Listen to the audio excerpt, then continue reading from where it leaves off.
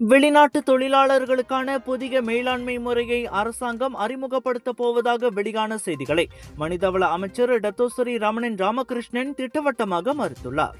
பெரிய அளவிலான கட்டணங்களை வசூலிக்கும் இடைத்தரகர்கள் இன்றி நிறுவனங்கள் நேரடியாக வெளிநாட்டு தொழிலாளர்களை வேலைக்கு அமர்த்த வகை செய்யும் மென்பொருள் ஒன்றுக்கு மலேசியா மாறவிருப்பதாக ப்ளூம்பர்க் தகவல் வெளியிட்டுள்ளது.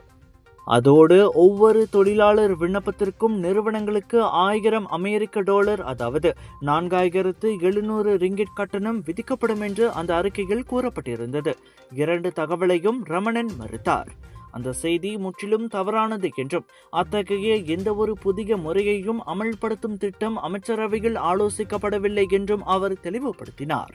இத்தகைய ஆதாரமற்ற தகவல்கள் பொதுமக்களிடையே தேவையற்ற குழப்பத்தை ஏற்படுத்தும் என அவர் வருத்தம் தெரிவித்தார்.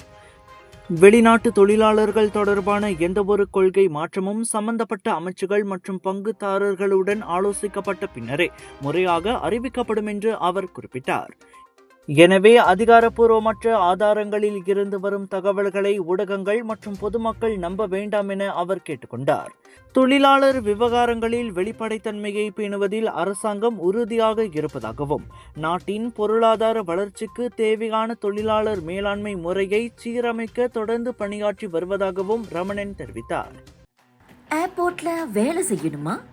திறன் மேம்பாட்டுத் துறையின் அங்கீகாரம் பெற்ற AME ட்ரெய்னிங் அகாடமி உங்களின் சரியான தேர்வு. சிறந்த கல்வி, ஏர்போர்ட்டிலேயே நடைமுறை பயிற்சி. 2026 ஆண்டுக்கான மாணவர் சேர்க்கை இப்போ திறந்தாச்சு. AME ட்ரெய்னிங் அகாடமி விமான போக்குவரத்து துறைக்கான உங்களின் நுழைவுச்சீட்டு. உங்கள் சிறந்த ஆரோக்கியத்திற்கு அளவான எண்ணெயுடன் சிறந்த முறையில் தயாரிக்கப்பட்ட சைவம் அசைவத்திற்கும் பொருந்தும் சூப்பர் ஊறுகாய், பச்சை கொடி சிவப்பு மீன் சின்னம் கொண்ட ஸ்ரீ மீனாட்சி ஊறுகாய்.